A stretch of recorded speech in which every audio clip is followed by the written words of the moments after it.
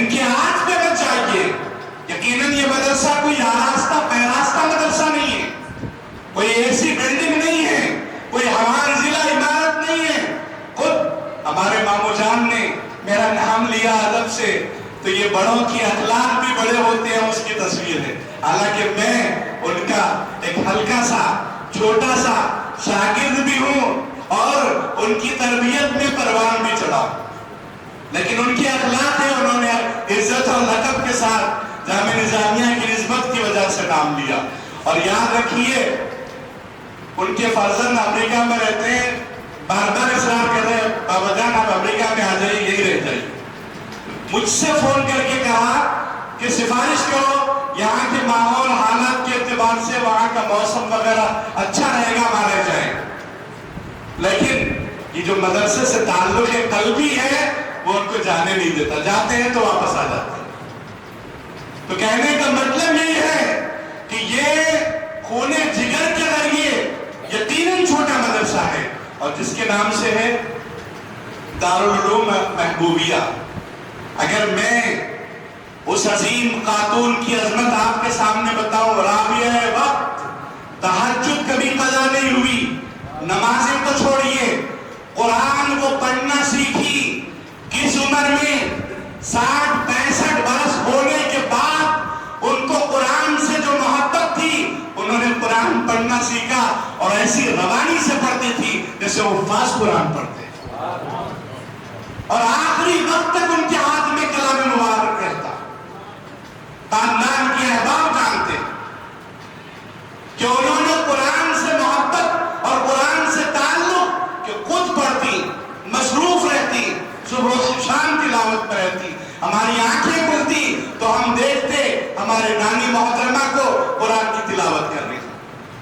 اس کا اثر ہے کہ خاندان کے بچے عالم بھی بنے, حافظ بھی بنے, بڑے بڑے مقام اور مراتب تک پہنچے. اس کی وجہ یہی ہے کہ وہ جو کیفیت ہے, وہ جو عبادت کی کیفیت ہے, وہ جو ریاضت ہے, وہ دیکھ کر ہم کو وہ بچپن ہی سے شعور حاصل.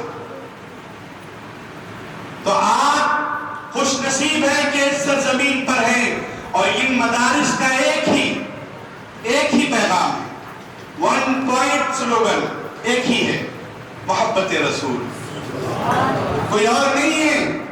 کس کی محبت؟ اس آقا کی محبت جو کائنات میں تمام انسانوں کے سرتاج ہیں, رسولوں کے امام ہیں, نبیوں کے شہنشاہ محمد رسول اللہ صلی اللہ علیہ وسلم. عزیزان گرامی, دنیا میں بہت سے لوگوں کی عزت ہوئی ہے, بہت سے لوگوں کو مقام ملا ہے, بہت سے لوگوں کو مرتبہ ملا ہے, لیکن کائنات میں محمد رسول اللہ صلی اللہ علیہ وسلم جیسی عظمت کسی کو نہیں ملی. ابھی پیدا ہونے کو 1000 برس باقی ہیں. یمن کا بادشاہ تبا ہمیری آسمانی صحیفہ پڑھ رہا ہے, رسول اللہ کی بشارت اس میں آتی ہے کہ آخری نبی بڑی شان والے, عظمت والے ہوں گے, مکہ میں پیدا ہوں گے, مدینے کو ہجرت کریں گے. وہ جب پڑھتا ہے مدینے کا لفظ, اس میں یثرب نام تھا, وہ جب پڑھتا ہے تو بے قرار ہو جاتا ہے, کیونکہ وہ مدینہ اس کے حدود سلطنت میں آتا تھا. تو وہ کہتا ہے کہ میری حدود سلطنت میں وہ نبی وہ تشریف لائیں گے, وہ یہاں پر رہیں گے, تو مجھے تو سعادت حاصل ہو گئی کہ میرے حدود سلطنت میں آ رہے ہیں. تو کیا کرنا چاہیے؟ ان کے لیے ایک گھر بنانا چاہیے. چنانچہ وہ گھر تعمیر کرتا ہے, خاندان والوں کی دعوت کرتا ہے اور کہتا ہے خاندان والوں سنو, تمہیں پتا ہے میں یہ کس کے لیے گھر بنایا ہوں؟ یہ نبی آخر الزماں کے لیے جو بڑی شان والے ہیں, بڑی عظمتوں والے ہیں, رب کے محبوب ہیں, تمام انسانوں کے سرتاج ہیں. حوض کوثر پر وہ جام تقسیم فرمائیں گے جن کی شفاعت سے گناہگار جنت میں جائیں گے. لوگوں سنو, میں نے ان کے لیے یہ گھر بنایا ہے, اگر وہ میری زندگی میں تشریف لائے تو میں ان کا استقبال کروں گا, اس گھر میں انہیں لے جاؤں گا. اگر میری زندگی میں تشریف نہ لائے تو میں میرے بیٹے تجھے کہتا ہوں کہ تو ان کا استقبال کرنا, اور تیری زندگی میں نہ آئے تو بیٹا تو اپنے بیٹے کو ایسے ہی وصیت کرنا جیسے میں تجھے وصیت کر رہا ہوں. سن، ہمارے خاندان کو یہ عزت ملنی چاہیے کہ وہ نبی آخر الزمان ہمارے گھر تشریف لائے. چنانچہ ہوا کیا، 1000 برس باقی ہیں. اس گھر کے در و دیوار کو اود و لوبان سے معطر کیا جانے لگا. انتظار ہوتا رہا، صدیاں گزرتی رہی، انتظار ہوتا رہا، صدیاں گزرتی رہی. 1000 برس گزر گئے، نبی آخر الزمان کی ولادت ہوئی. رسول پاک علیہ السلام آمنہ کے گھر تشریف لے آئے. پھر اعلان نبوت بھی ہوا، پھر ہجرت کا موقع آیا، حضور تشریف لائے. اب مدینے کا ہر رہنے والا، ہر شہری یہ چاہتا ہے کہ یہ عزت مجھے مل جائے کہ میں میزبان رسول بنوں. ہوا کیا، وہ اونٹ جب آگے بڑھنے لگا، مدینہ کی بستی میں آیا تو لوگ سامان کی طرف لپکنے لگے. عربوں کا طریقہ تھا، جو سامان کو چھو لیتا مہمان اس کا ہو جاتا. تو لوگ آگے بڑھ بڑھ کے اونٹنی کے قریب آنے لگے. میرے آقا نے بے قراری دیکھی، فرمایا خلو سبیلہا فإنہا مامورہ.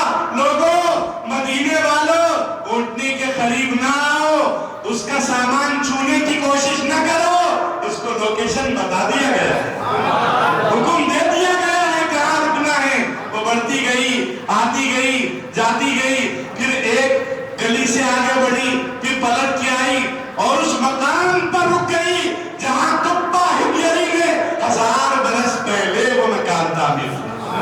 حضرت ابو ایوب انصاری وہاں موجود تھے. وہ بے قرار ہاتھوں سے آگے بڑھے، ان کی آنکھوں سے آنسو روا تھے. سامان کو انہوں نے حاصل کر لیا.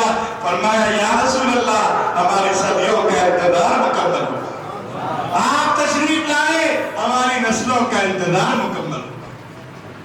اور آپ کو اندازہ ہے اس نبی کی عظمت کا. میں مختصر عرض کرنا چاہتا ہوں.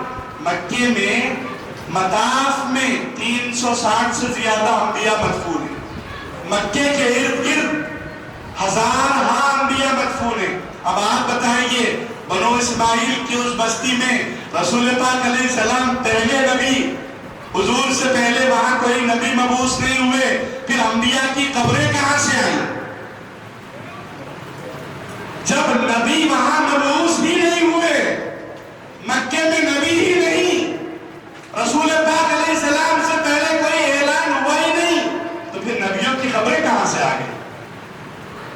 سیرت ابن اسحاق میں لکھا ہے کہ ہوا یہ، آخری نبی کی عظمت، رسول پاک علیہ السلام کی شان، فضیلت تورات میں آئی، زبور میں آئی، آسمانی صحیفوں میں آئی، تو انبیاء بنی اسرائیل اس نبی پاک سے محبت کرنے لگے، کہنے لگے مولا وہ اگر تیرے محبوب ہیں ہمارے بھی محبوب ہیں. مولا اس نے عطا فرما کہ ہم اس نبی کا دیدار کریں. پروردگار، ہم چاہتے ہیں ہم اس نبی کے پیدائش کے مقام کو ہجرت کریں. اللہ نے اجازت دی. اب وہ بے قرار منتظر نگاہوں کے ساتھ، کوئی حلب سے آیا، کوئی شام سے آیا، کوئی یمن سے آیا، کوئی مصر سے آیا، دنیا کے مختلف مقامات سے انبیاء بنی اسرائیل آ گئے. مکہ میں انتظار کرنے لگے. صبح کا سورج روشن ہوتا تو وہ انتظار کرتے کہ نبی پیدا ہوں گے، ہماری آنکھیں اس شان والے نبی کا مشاہدہ کریں گی. لیکن نبی تو نہیں تشریف لائے، ان کا انتقال ہوتا رہا. ان منتظر لوگوں کا انبیاء کا انتقال ہوتا رہا. ان کی خبریں مکے میں بنتی رہی یہاں تک کہ ان سب کا انتقال ہوا. عیسیٰ علیہ السلام آخری نبی تھے جو رسول پاک علیہ السلام سے پہلے تشریف لائے. ان کا مقام الگ تھا. بہرحال اب کیا ہوا، رب جانتا ہے کہ یہ میرے انبیاء رسول اللہ سے محبت بھی کرتے ہیں، دیکھنے کے تمنائی تھے. تو اللہ نے کیا کیا، جب معراج کا موقع آیا، مسجد اقصیٰ میں تمام انبیاء کو اللہ نے جمع کر کے گویا نے اعلان کیا، اے نبیوں، تم میرے مصطفیٰ کو دیکھنا چاہتے تھے نا، دیکھو یہ میرے مصطفیٰ.